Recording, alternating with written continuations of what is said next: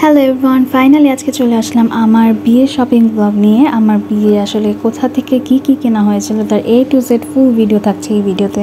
So কথা না বলে চলুন আজকের ভিডিওটি শুরু করা যাক। So let's start it.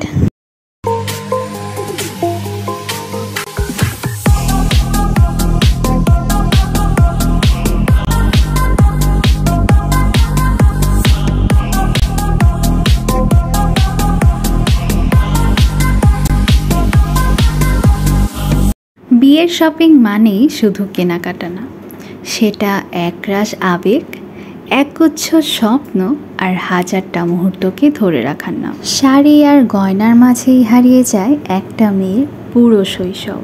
যেই লেহেঙ্গাতে আমি হব কারো জীবনসঙ্গী, সেটার সাথেই ছিল সেদিন আমার প্রথম দেখা। আর তাই সকাল সকাল আমরা চলে যাই বসুন্ধরা শপিং মলে আমাদের বিয়ের পুরো শপিংটা করার জন্য। তবে শুরুতেই আমরা চলে যাই আপনাদের ভাইয়ের শপিং করার জন্য। আর কয়েকটা শোরুম ঘোরার পর আমরা ওর প্রিন্স কোটটা কিনেছিলাম আয়েশা ফ্যাশন থেকে, আর আমার দেবরের কোটটাও কিন্তু আমরা এখান থেকে কিনেছিলাম। ভিডিও শেষে আমি সেগুলো ছবি অ্যাড করে দেব। আর এই শোরুমটা কিন্তু বসুন্ধরা শপিং মলের লেভেল 2-তে। দেন আমরা চলে যাই গ্রাউন্ড ফ্লোরে, আর সেখান থেকে ওর ওয়াচটাও কিনে ফেলি। বেসিক্যালি বসুন্ধরা শপিং মল থেকে আপনাদের ভাইয়ার শপিং করা হয়েছিল। আমার শাড়ি আর লেহেঙ্গা সবকিছু কিন্তু মিরপুর বেনারসি পল্লী থেকে করা হয়েছে। বসুন্ধরা থেকে আমার শুধু বিয়ের জুতাটাই কেনা হয়েছিল, যেটার ক্লিপ আমি নেইনি। দেন আমরা চলে যাই আড়ংয়ে আমার দুই বাবার জন্য পাঞ্জাবির কালেকশন দেখতে, বাট সেখানে একটাও পছন্দ হয়নি তেমন। আমরা পরে মিরপুর 10 নম্বর ইসরা থেকেই পাঞ্জাবি কিনেছিলাম। এখন আপনাদেরকে দেখাবো আমার শপিং আর মেয়েদের শাড়ির শপিংগুলো। বেসিক্যালি আমার শপিংটাই কিন্তু আগেই করা হয়েছিল, আর ওর শপিংটাই পরের দিন করা হয়েছে। এই ভিডিওতে আমি আপনাদেরকে আমার বিয়ের 3 দিনের শপিংটা একসাথে দেখিয়ে দিচ্ছি। বিয়ের শপিং যে কি পরিমাণ প্যারা আর কষ্টে সেটা তো সবাই জানে। আর ওইদিকে আমি খুবই কম টাইম নিয়ে গিয়েছিলাম শপিং করার জন্য, যেহেতু পরে স্যাটারডেতেই মেবি আমার সিটি ছিল আর কিছুদিন পরেই আমার সেমিস্টার শুরু হয়েছিল, তাই আমার কাছে একদমই কম টাইম ছিল। এই 3 দিন যে আমাদের উপর কি গেছে সেটা তো আল্লাহ ভালো জানে। আর তখন যে কি পরিমাণ গরম ছিল, এই ঠাটা পড়া গরমের মধ্যে আমার ফুপু কিন্তু আমার বিয়ের শুরু থেকে শেষ পর্যন্ত পুরো শপিংটাতে অনেক বেশি হেল্প করেছিল।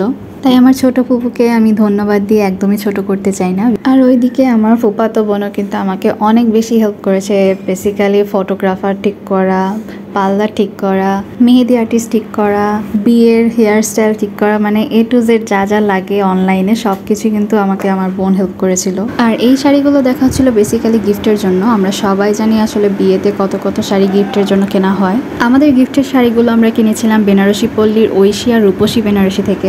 এই দোকানের এই গিফটের শাড়িগুলো কিন্তু খুবই সুন্দর ছিল। আপনারা চাইলে বিয়েতে কারণ গিফটের জন্য এই শাড়িগুলো কিন্তু কিনতেই পারেন। আর এগুলোর প্রাইসও কিন্তু খুবই বাজেট ফ্রেন্ডলি। দেন আমার বিয়ের লেহেঙ্গার জন্য আমি কিন্তু একটা এক্সট্রা ভেলভেটের ওড়নাও এখান থেকে কিনেছিলাম। তবে মজার ব্যাপার হচ্ছে আমার লেহেঙ্গাতে যে সিলভার সুতার কাজ করা ছিল এটা আমি একদমই খেয়াল করিনি। পিকচারে এটা গোল্ডেন কালার আসায় আমি ভুল করে এখানে গোল্ডেন সুতার ওড়না কিনেছিলাম, যেটার জন্য আমি খুবই প্যানিক নিচ্ছিলাম। বাট যেহেতু পরে আর চেঞ্জ করার খুব একটা টাইম ছিল না, তাই আর চেঞ্জ করিনি, ওভাবেই আমি কন্ট্রাস্টে পরে ফেলেছিলাম। আর বিয়ের ব্যাগের জন্য আমি চলে গিয়েছিলাম নিউ মার্কেটে, আর সেখান থেকে এই পুটলি ব্যাগটা কিনে ফেলেছি। এই ব্যাগের জন্য আসলে খুব একটা টাইম ওয়েস্ট আমি একদমই করিনি। ফার্স্ট দোকানে যেটা সামনে পড়েছিল সেটাই কিনে ফেলেছিলাম। বাট মেইন প্যারাটা আমি নিয়েছিলাম আমার বিয়ের জুয়েলারি সিলেকশনের জন্য। জুয়েলারির জন্য এতই প্যারা নিয়েছিলাম যেটার জন্য কোনো ভিডিও করতে পারিনি। এই দোকানটা থেকে আমি বেসিক্যালি কিনেছিলাম বিয়ের নিকানামা, মিরর আর হচ্ছে একটা পালক দেওয়া যে পেনটা থাকে সেটা। এই দোকানগুলোর লোকেশন কিন্তু চাঁদনি চক মার্কেটের অপোজিটে নুরানি মার্কেট।